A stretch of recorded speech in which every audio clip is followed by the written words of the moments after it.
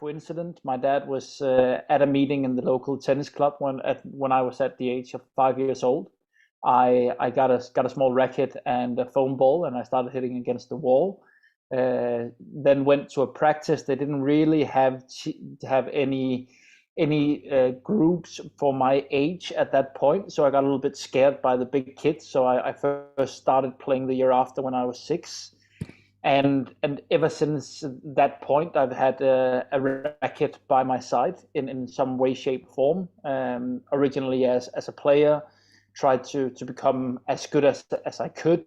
The Danish Federation told me at the age of 15 and a half, we can't support you any longer. You can't be a part of the national training center anymore and participate in the practices.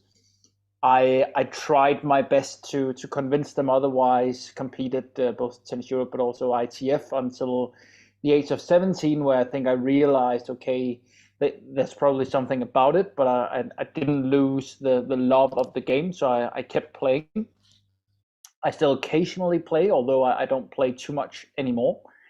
I was then lucky to, from a quite early age, to be engaged in the Danish Tennis Federation. I think you could see it as a disadvantage coming from a small tennis nation like Denmark, but it could also be a huge advantage. Like I've for a number of years had amazing opportunities because I'm from Denmark and traveling with the junior national teams and Danish players for 6 years, traveling around the world, first being sort of a hitting partner, then being someone that gave a tip or two, then planning training camps, going on travels, and that ultimately started my journey within tennis coaching.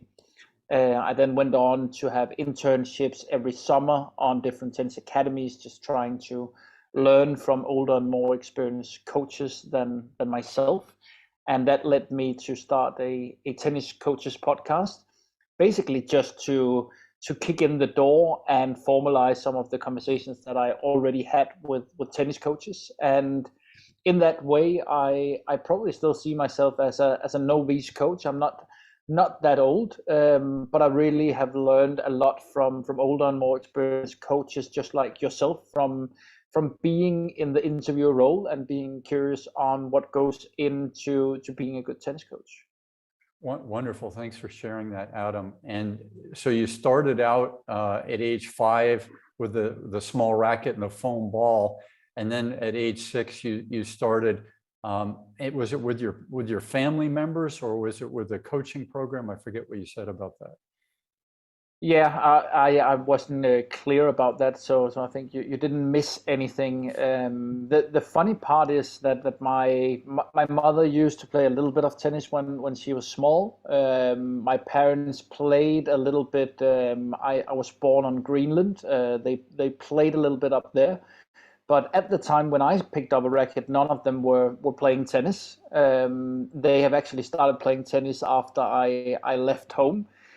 So at the time, I was in a course in the local club, and actually continued playing with the foam ball, I think, until the age of 12 or 13, which would be quite unusual today, at least in Denmark, that you continue playing with that ball. But I think it might be a controversial standpoint, but I think in the midst of I'm a huge proponent of the play and stay concept, but with the red and the orange and the green ball, but I think the foam ball actually got, at least in Denmark, it got forgotten a little bit. I believe you can do a lot of good, especially tactical training, but also physical training until you reach quite an age, and even I believe for quite advanced players you can have a lot of positives and benefits from using the foam ball from time to time.